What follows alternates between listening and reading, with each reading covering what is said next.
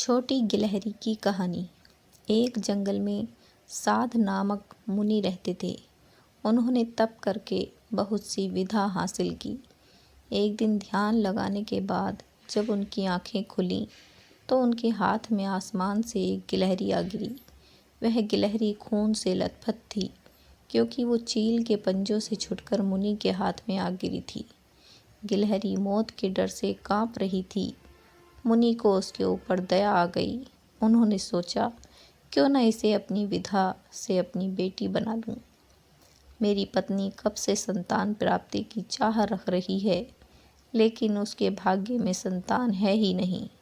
अब यह बात बताकर उसे दुखी करने की जगह कुछ साल इस गिलहरी को ही बेटी बनाकर उसे सौंप देता हूँ। इतना सोचते ही मुनि ने एक मंत्र पढ़कर गिलहरी को एक छोटी सी बच्ची बना दिया। वो उस गिलहरी को बच्ची बनाने के बाद गोद में उठाकर अपनी पत्नी के पास लेकर आए। उन्होंने कहा, लो अब इसे अपनी बेटी मानकर ही पालना। सोच लो, भगवान ने तुम्हारी सुन ली है। मुनि की पत्नी छोटी बच्ची देखकर खुश हो गई। अब गिलहरी से बच्ची बनी लड़की मुनि के घर में बड़े लाड़ प्यार से पलने लगी। मुनि की पत्नी ने कुछ दिनों के बाद बच्ची का नाम वेदांता रखा। मुनि और मुनि की पत्नी दोनों ने बड़े प्यार से वेदांता को पाला।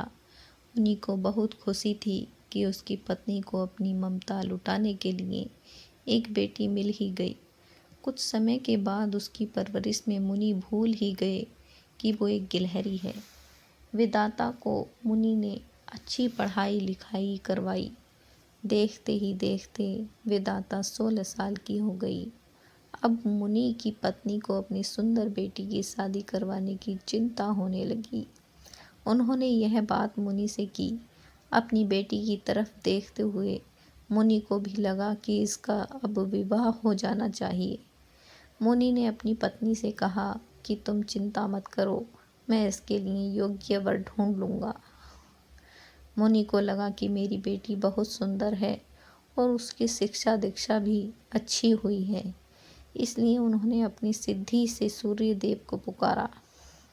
सूर्यदेव ने मुनि को प्रणाम करके बुलाने की वजह पूछी। तब मुनि ने कहा, मेरी बेटी विवाह के योग्य हो गई है। मैं चाहता हूँ कि आप इसके पति बने। सूर्यदेव ने कहा, आप एक बार अपनी पुत्री से पूछ लीजिए, अगर उसे मंजूर है तो मेरी तरफ से भी हाँ है। तब वेदांता बोली, पिताजी यह बहुत गर्म है, मैं इनके पास नहीं जा पाऊंगी और ना ही इन्हें देख पाऊंगी। मुनि ने वेदांता से कहा, कोई बात नहीं, हम दूसरा वर देख लेंगे। तभी सूर्यदेव ने कहा, हे मुनिवर, मुझसे श्रेष्ठ बादल हैं, आप उनसे बात कीजिए, वह मेरे प्रकाश को भी ढक लेंगे। मुनि ने अब बादल को याद किया। बादल गरजते हुए मुनि के पास पहुँचे और उन्हें नमस्कार किया। इस बार मुनि ने सीधे वेदांता से पूछा, क्या तुम्हें यह वर पसंद है? वेदांता ने जवाब दिया, पिताजी, मेरा रंग गोरा है और इनका काला, हमारी जोड़ी अच्छी नहीं लगेगी। तब बादल ने मुनि से कहा, आप पवन देव को बुलाइए, वे मुझसे श्रेष्ठ हैं, उनमें मुझे उड़ाकर इधर उधर से ले जाने की ताकत है। अब मुनि ने पवन देव का स्मरण किया। पवन देव के आते ही मुनि ने अपनी बेटी से पूछा, क्या आपको यह वर पसंद है? वेदांता बोली, पिताजी, यह तो एक जगह ठहरते ही नहीं हैं, इनके साथ मैं घर कैसे बसा पाऊंगी? इस बार मुनि ने पवन देव से पूछा, मुझे अपनी पुत्री के लिए वर की तलाश है, आप बताइए कि आपसे श्रेष्ठ कौन है? पवन देव ने जवाब दिया, मुनिवर, आप पर्वत को बुला सकते हैं, वह मेरा रास्ता रोक देते हैं, वह मुझसे श्रेष्ठ हैं। तुरंत मुनि ने पर्वत को पुकारा।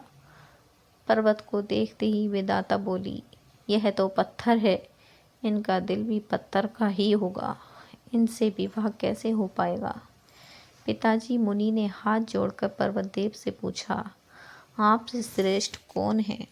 पर्वतराज ने जवाब दिया, हे मुनि, चूहा मुझ में छेद कर देता है, इस आधार से वह मुझसे श्रेष्ठ है। इतना कहते ही पर्वतदेव के कान से चूहा नीचे कूदा। वेदांता ने जैसे ही चूहे को देखा वह खुशी के मारे उछल पड़ी। उसने कहा, पिताजी, यही मेरा वर बनना चाहिए। मुझे यह पसंद है। इनकी पूंछ, कान, सब कुछ कितना प्यारा है। मुनि ने सोचा, ओहो, मैंने एक गिलहरी को मंत्र विधा से इंसान तो बना दिया, लेकिन इसका दिल अभी भी गिलहरी वाला ही है। मुनि ने तुरंत वेदांता को गिलहरी बनाया और उसका विवाह चूहे से करवा दिया। विवाह के बाद दोनों खुशी खुशी रहने लगे। कहानी से यही सीख मिलती है, इंसान चाहे बाहर से कितना भी बदल जाए, लेकिन उसका दिल वैसा ही रहता है। तो दोस्तों, आपको हमारी ये कहानी कैसी लगी? इसे लाइक और हमारे चैनल को प्लीज़ सब्सक्राइब ज़रूर करना और आगे भी अपने दोस्तों में शेयर करना। धन्यवाद।